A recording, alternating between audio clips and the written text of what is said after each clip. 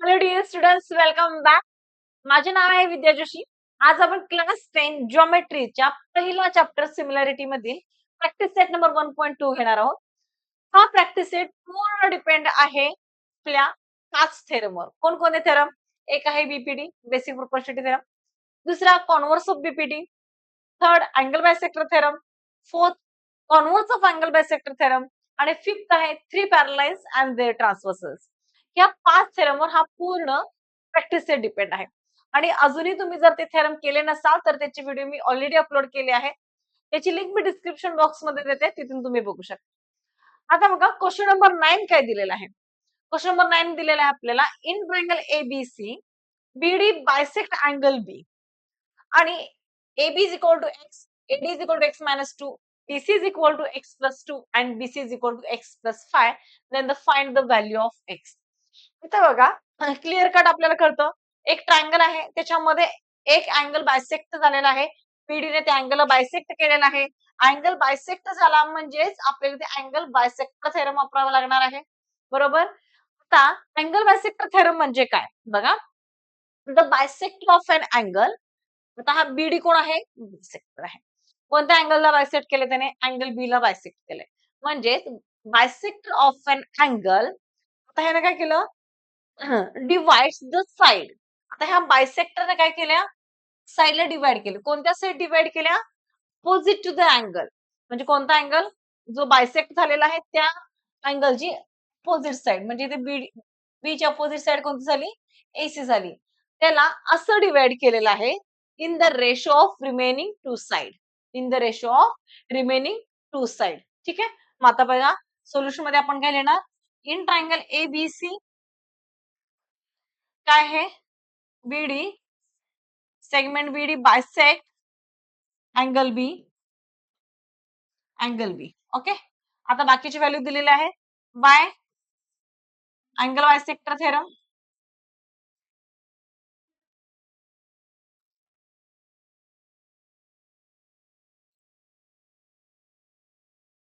Angle bisector theorem नुसार काय येणार आपल्याला? AD upon DC is equal to AB upon BC. बरोबर. By angle bisector theorem. आता ज्या ज्या व्हॅल्यू दिलेल्या आपण इथे पुट करूया. एडी किती आहे आपल्याकडे? X minus 2, DC x plus 2 is equal to AB आहे एक्स आणि हा आहे आपल्याला x plus 5.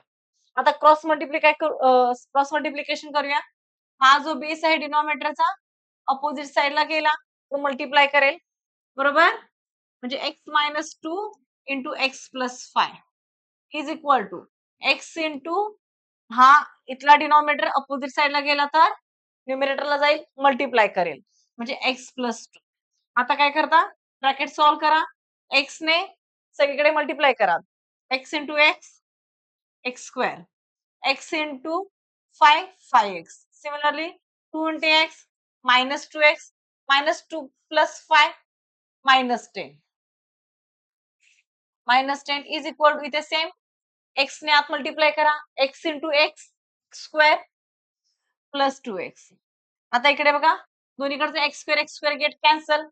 5x minus 2x, 3x minus 10 आणि हा प्लस 2x इकडे अपोजिटला आला तर मायनस 2x होऊन जाईल. अपोजिट साइडला आला तर प्लसचा मायनस आणि मायनसचा प्लस होतो. इकडे प्लस 2x आहे, इकडे आला मायनस 2x झाला. 3x मायनस x 2x राहिला x, 3 मधून 2 गेले राहिला 1. मायनस 10 अपोजिट साइडला गेला झाला प्लस 10. म्हणजे x ची व्हॅल्यू आपल्याला किती मिळाली? 10. समजलं? अशा पद्धतीने आपल्याला हे क्वेश्चन सॉल्व्ह करायचे आहेत. सिंपली आपण अँगल बायसेक्टर थेरम यूज केला, व्हॅल्यूज पुट केल्या आणि जस्ट सिम्प्लिफाय केलं, आपल्याला आन्सर मिळालेला आहे. समजलं? त्याचबरोबर नेक्स्ट क्वेश्चन बघा काय दिलेला आहे. ही ऍक्टिव्हिटी आहे, खूप खूप खूप इम्पॉर्टंट आहे. ही आपल्याला बोर्ड परीक्षेमध्ये विचारली जाऊ शकते, स्कूलच्या एक्झाम मध्ये विचारली जाऊ शकते. ही खूप इम्पॉर्टंट ऍक्टिव्हिटी आहे. तुम्ही याला व्हेरी व्हेरी व्हेरी इम्पॉर्टंट असं काहीतरी मार्क करून ठेवा. खूप इम्पॉर्टंट आहे. बघा काय दिलेलं आहे. In the figure 1.44 x is any point in the interior of a triangle. Point x join vertices. आता पॉइंट x ने आपले वर्टायसेस कोणते कोणते जॉईन केले? डी ई एफ ला वर्टायसेस जॉईन केले आणि आपल्याला प्रूफ करायचं आहे पी आर जो आहे हा पी आर हा पॅरलल टू द डीएफ आहे. काय प्रूफ करायचं आहे? पीआर जो आहे आपला हा पॅरलल टू द डीएफ आहे. ओके. आणि दिलं काय आहे? PQ parallel to the D already दिलेला आहे आणि QR is parallel to the EF हे आपल्याला ऑलरेडी दिलेलं आहे. आता बघा हा थेरम हा क्वेश्चन सॉल्व्ह करण्यासाठी ना आपण पहिला हा ट्रायंगल कन्सिडर करूया. कोणता?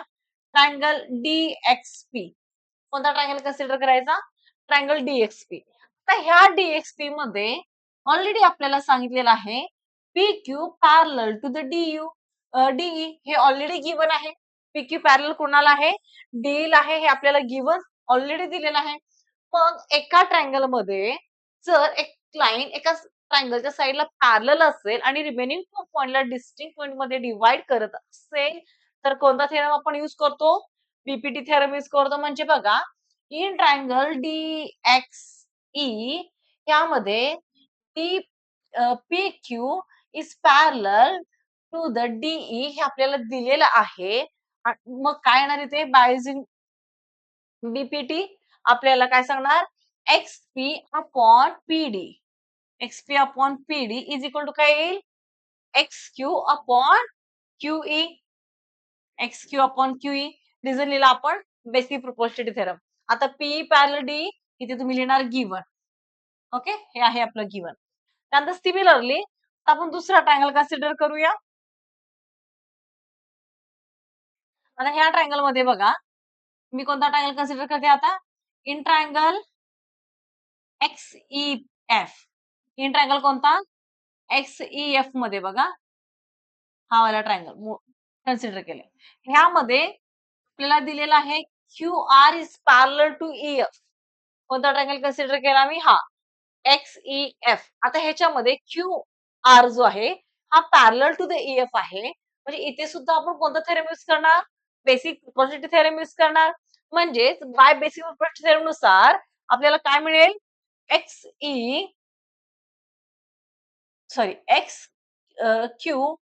Upon XQ upon QE is equal to काय येईल? XR upon RF. XR upon RF येईल का? येस येईल. इथेही तुम्ही लिहा पॅरलल हे गिवन लिहिलेलं आहे आणि ते लिहिणार आपण बेसिक प्रोपोर्शनॅलिटी थेरम. ओके. यानुसार आपल्याला XQ upon QE is equal to XR upon RF इथे मिळाला. आता इक्वेशन 1 आणि 2 ला तुम्ही कंपेअर करा.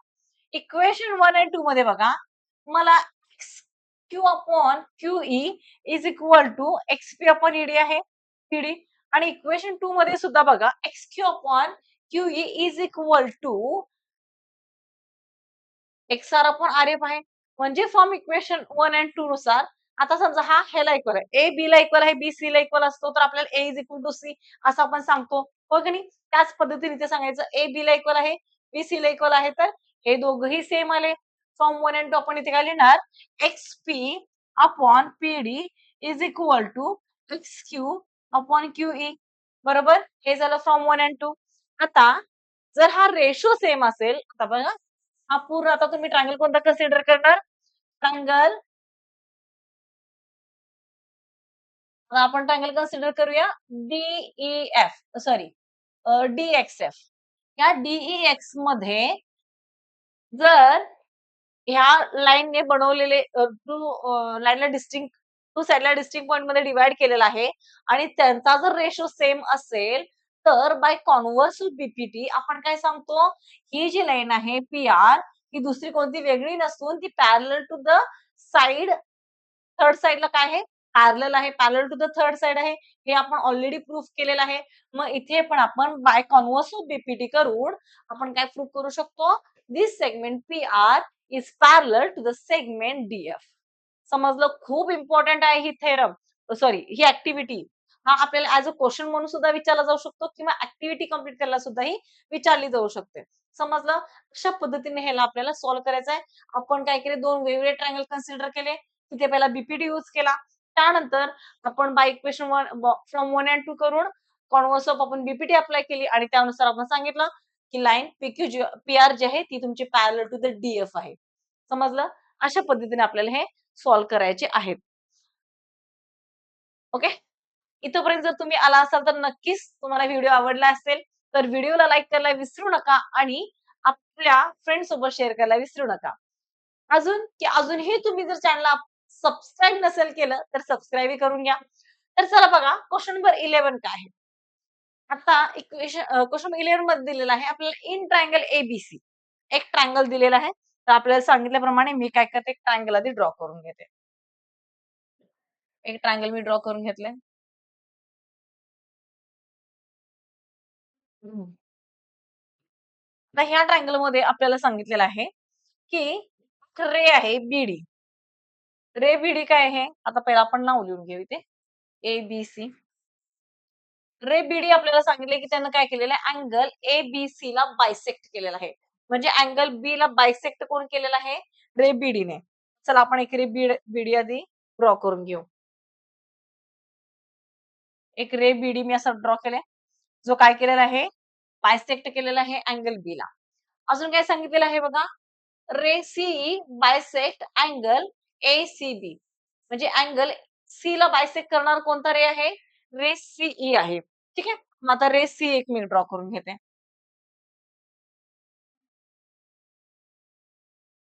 रे आता आपण काय केली ते सीई ड्रॉ करून घेतली.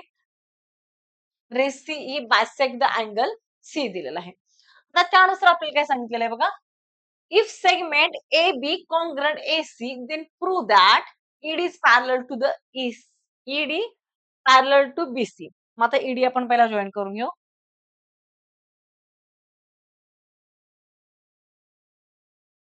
असं मी ED जॉईन करून घेतलंय. ठीक आहे. आता गिवन बघा. गिवन आपल्याला काय दिलेलं आहे? In triangle ABC, BD bisect angle B and ray CE bisect angle ACB. Okay. तर आता बघा, जर मी काय करते,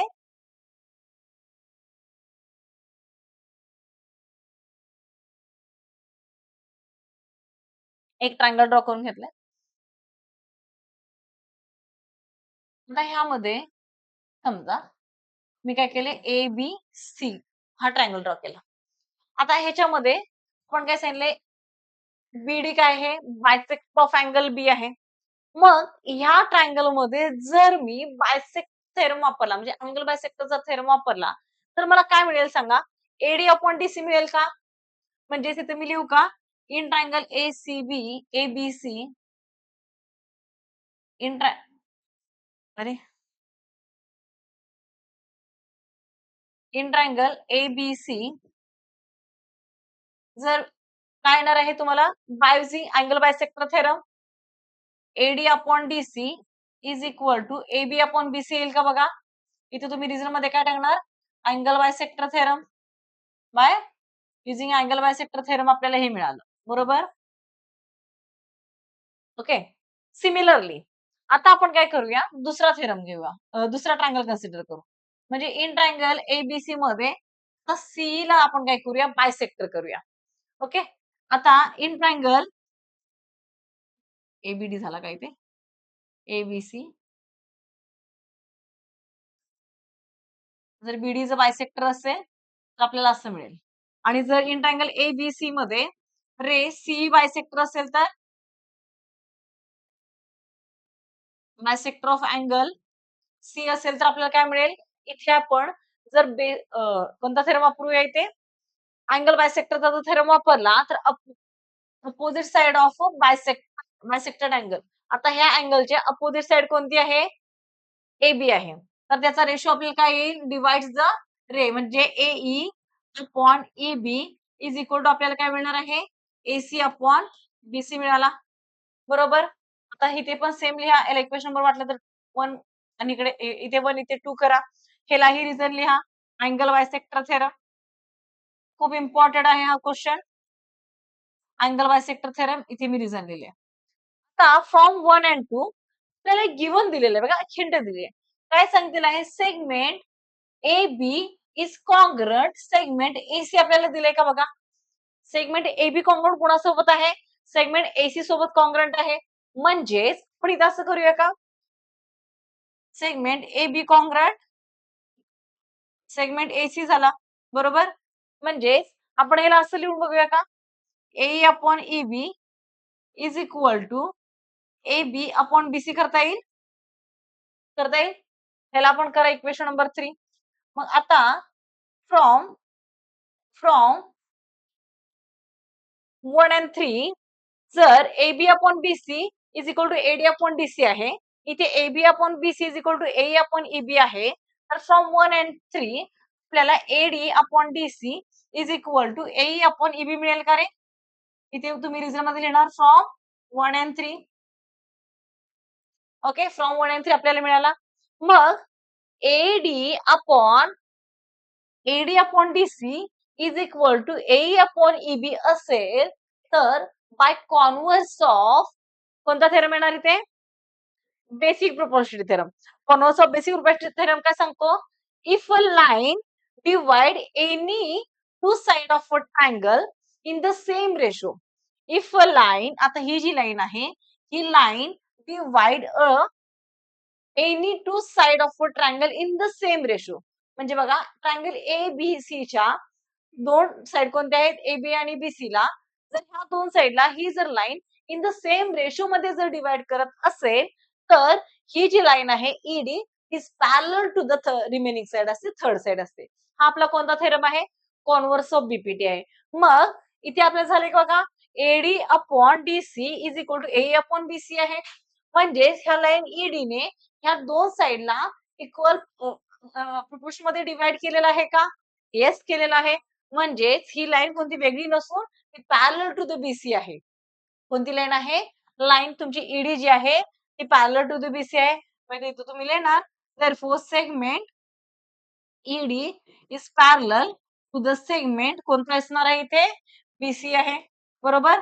आता बघा, हेच प्रूफ करायचं होतं का आपल्याला? ED parallel to the BC हेच प्रूफ करायचंय का? येस. आणि इथे तुम्ही रिझन लिहिणार converse of basic proportionality theorem. समजलं? अशा पद्धतीने हे क्वेश्चन सॉल्व्ह करायचे आहेत. आय होप की तुम्हाला हे क्वेश्चन कशा पद्धतीने सॉल्व्ह करायचे आहेत हे नक्कीच कळालं असेल.